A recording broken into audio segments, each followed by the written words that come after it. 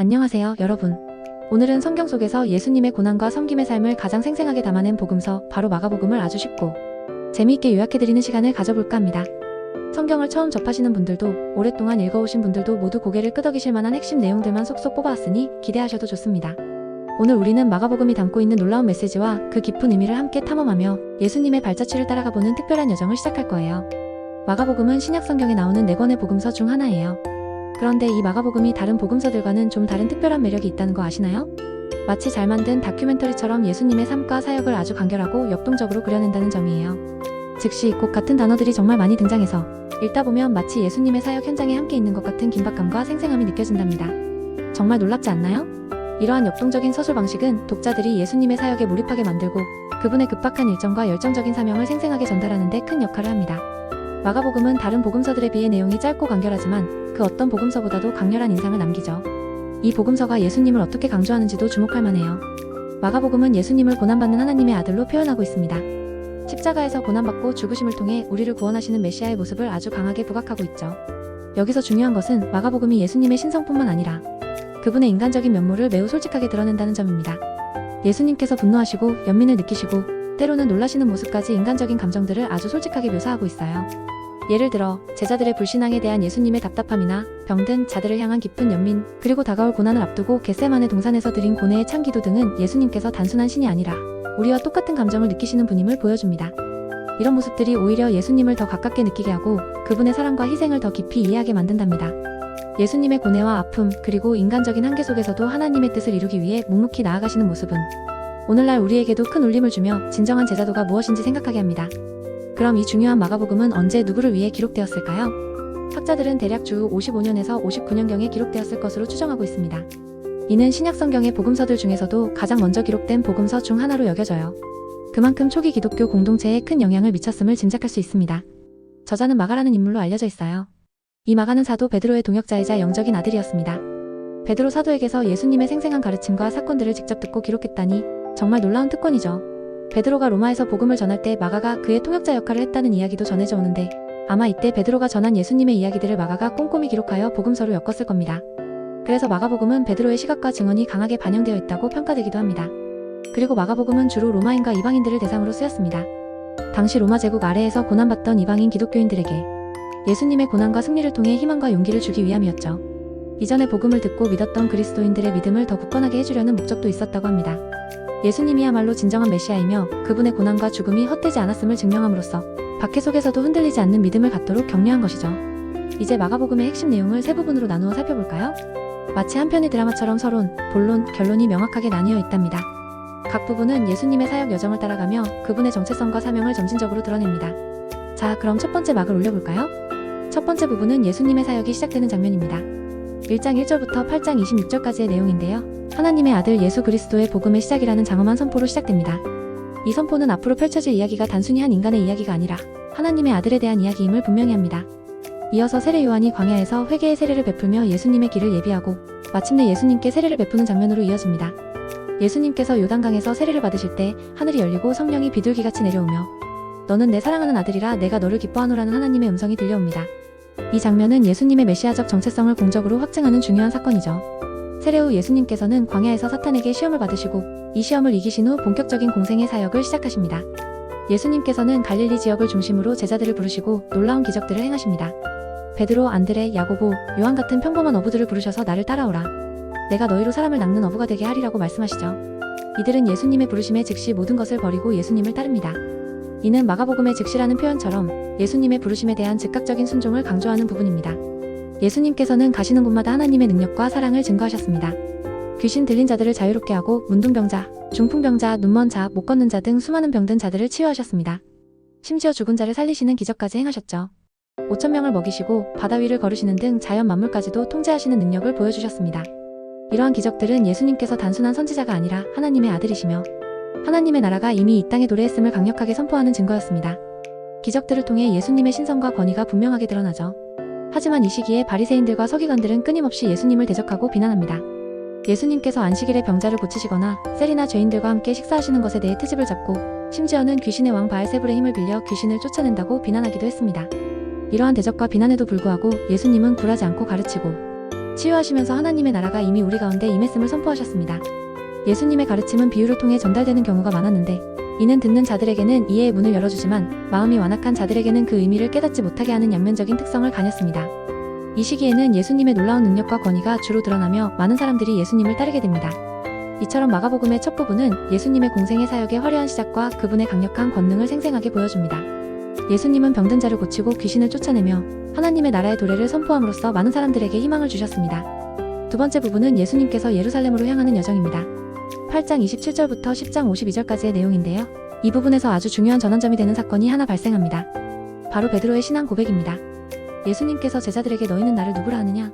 고 물으셨을 때 베드로는 주는 그리스도시니이다 라고 고백합니다. 이 고백은 제자들이 비로소 예수님의 메시아 되심을 깨닫게 된 중요한 순간이었죠. 하지만 베드로와 제자들은 예수님께서 말씀하신 메시아가 어떤 메시아인지에 대해서는 아직 완전히 이해하지 못하고 있었습니다. 베드로의 신앙 고백 이후 예수님은 자신이 고난받고 죽임을 당할 것을 처음으로 예고하십니다. 인자가 많은 고난을 받고 장로들과 대제사장들과 서기관들에게 버림받아 되어 죽임을 당하고 사흘 만에 살아나야 할 것을 비로소 그들에게 가르치시되 이 말씀을 들은 베드로는 예수님을 붙들고 항변하며 말립니다. 베드로는 예수님이 권능 있는 왕으로서 로마를 물리치고 이스라엘을 회복하실 것이라고 생각했기 때문이죠. 그러나 예수님께서는 베드로를 향해 사탄아 내 뒤로 물러가라 네가 하나님의 일을 생각지 아니하고 도리어 사람의 일을 생각하는도다라고 강하게 꾸짖으십니다. 이 장면은 제자들이 아직 예수님의 메시아 사역의 본질, 즉 고난받는 종으로서의 메시아의 길을 이해하지 못하고 있음을 명확히 보여줍니다. 예수님은 이때부터 제자들에게 고난의 의미와 진정한 제자의 도를 가르치시며 십자가를 지고 자신을 따를 것을 강조하십니다. 누구든지 나를 따라오려거든 자기를 부인하고 자기 십자가를 지고 나를 따를 것이니라. 이 말씀은 단순히 육체적인 고통을 감내하라는 의미를 넘어 자기 자신의 욕망과 이기심을 버리고 오직 하나님의 뜻을 따르라는 영적인 메시지를 담고 있습니다. 또한 예수님은 높아지려는 제자들에게 누구든지 첫째가 되고자 하면 무사람의 끝이 되며 무사람을 섬기는 자가 되어야 하리라고 가르치시며 섬김의 중요성을 강조하셨습니다. 세베대의 아들 야고보와 요한이 예수님의 좌우편에 앉기를 청했을 때도 예수님은 너희가 구하는 것을 알지 못하는도다 내가 마시는 잔을 너희가 마실 수 있으며 내가 받는 세례를 너희가 받을 수 있느냐고 되물으시며 영광에 앞서 고난이 있음을 깨우쳐 주셨습니다. 이 시기 동안 예수님은 예루살렘으로 가는 여정에서 거듭 자신의 고난과 죽음을 예고하십니다. 총 3번에 걸쳐 명확하게 자신의 순환과 부활을 언급하시죠.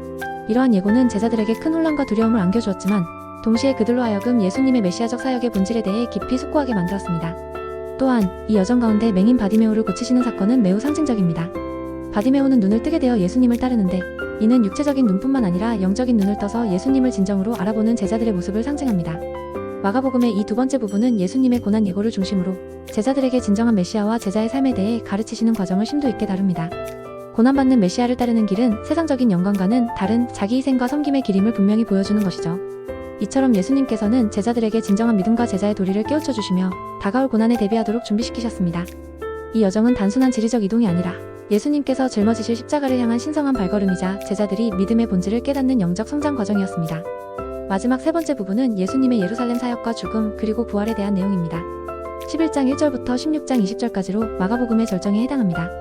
예수님께서는 승리의 입성을 통해 예루살렘에 입성하시고 많은 군중들이 호산나 찬송하리로다 주의 이름으로 오시는 이여 찬송하리로다 오는 내 조상 다윗의 나라여 가장 높은 곳에서 호산나를 외치며 예수님을 환영합니다. 그러나 이 환영은 곧 배신과 절규로 바뀌게 되죠. 예루살렘에 입성하신 예수님은 성전을 정화하십니다. 성전 안에서 매매하고 돈을 바꾸는 자들을 내쫓으시며 내 집은 만민이 기도하는 집이라 칭함을 받으리라고 기록되지 아니하였느냐. 너희는 강도의 소굴을 만들었도다라고 말씀하시며 타락한 종교 지도자들의 위선을 책망하십니다. 이 사건은 유대 지도자들과의 갈등을 더욱 심화시키는 계기가 됩니다. 대제사장들과 서기관들은 예수님을 어떻게 죽일까 모의하기 시작하죠. 예수님은 이들에게 비유를 통해 하나님의 심판을 경고하시고 종말에 대한 가르침을 주시며 제자들에게 깨어있으라고 당부하십니다. 유월절을 앞두고 예수님께서는 제자들과 함께 최후의 만찬을 나누십니다. 이 자리에서 예수님은 떡과 포도주를 가지고 자신의 몸과 피를 상징하는 성찬을 제정하시며 자신의 죽음이 많은 사람을 위한 대속물임을 선포하십니다. 이것은 많은 사람을 위하여 흘리는 나의 피 곧 언약의 피니라. 이 성찬은 오늘날까지도 기독교인들이 예수님의 희생을 기념하는 중요한 예식으로 이어져 오고 있습니다. 만찬 후 예수님은 제자들과 함께 겟세마네 동산으로 가셔서 기도하십니다. 아버지여 모든 것이 아버지께는 가능하오니 이 잔을 내게서 옮기시옵소서 그러나 나의 원대로 마시옵고 아버지의 원대로 하옵소서라고 고뇌에 찬 기도를 드리시며 하나님의 뜻에 순종하려는 깊은 의지를 보이십니다. 그러나 제자들은 피곤하여 잠들어버리고 예수님의 고뇌를 함께 나누지 못합니다. 기도를 마치신 후 예수님은 가룟 유다의 배신으로 체포되십니다. 제자들은 모두 예수님을 버리고 도망치고 베드로는 예수님을 3번 부인합니다. 예수님은 사내들인 공회에서 신문을 받으시고 대제사장과 장로들에게 신성모독죄로 정죄됩니다. 그들은 예수님을 빌라도에게 넘겨주고 빌라도는 밀란을 두려워하여 예수님에게 십자가형을 선고합니다. 군중들은 십자가에 못 박으소서 라고 외치며 예수님을 죽이기를 요구합니다. 예수님은 채찍에 맞으시고 모욕을 당하시며 결국 십자가를 지고 골고다 언덕으로 향하십니다. 구레네 시몬이 대신 십자가를 져주지만 예수님은 극심한 고통 속에서 십자가에 못 박히십니다. 십자가 위에서 예수님은 엘리 엘리 라마 사박다니, 즉 나의 하나님 어찌하여 나를 버리셨나이까라고 부르짖으십니다.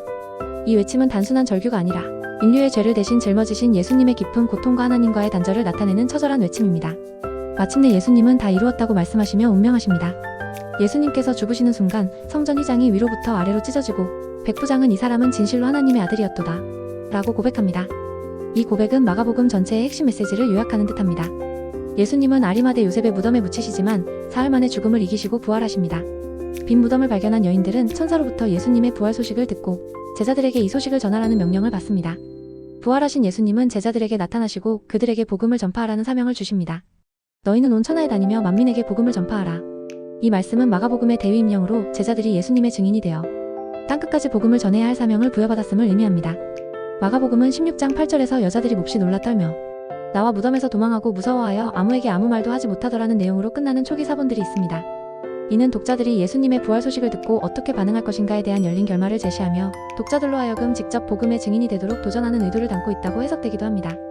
그러나 후대에 추가된 구절들 169-20은 부활하신 예수님께서 제자들에게 나타나신 것과 그들에게 복음 전파의 사명을 주신 것을 더욱 명확히 밝히고 있습니다.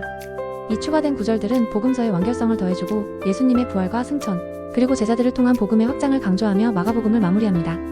이렇게 마가복음은 예수님의 탄생 이야기보다는 그분의 사역과 고난, 그리고 부활에 초점을 맞추어 하나님의 아들이신 예수님께서 어떻게 우리를 구원하셨는지를 간결하면서도 강력하게 증거하고 있습니다. 마가복음 7장에는 바리새인들의 전통에 대한 예수님의 가르침과 이방인 여인의 믿음을 칭찬하시는 내용이 기록되어 있습니다. 예수님은 바리새인들이 사람의 전통을 지키기 위해 하나님의 계명을 어기는 위선을 꾸짖으셨고 혈루증 앓는 여인이나 수로보니게 여인처럼 사회적으로 소외된 자들의 믿음을 칭찬하시며 하나님의 사랑이 모든 사람에게 열려있음을 보여주셨습니다. 마가복음을 통해 우리는 예수님이야말로 고난받는 메시아이자 우리를 위해 기꺼이 자신을 내어주신 섬김의 본을 보이신 분임을 깨닫게 됩니다. 그리고 그분의 부활은 우리에게 영원한 생명과 새로운 희망을 선사하죠. 오늘 이 시간을 통해 마가복음의 깊은 메시지가 여러분의 삶에 더욱 풍성한 은혜로 다가가기를 진심으로 바랍니다. 다음 시간에도 또 다른 흥미로운 성경 이야기로 찾아뵙겠습니다. 감사합니다.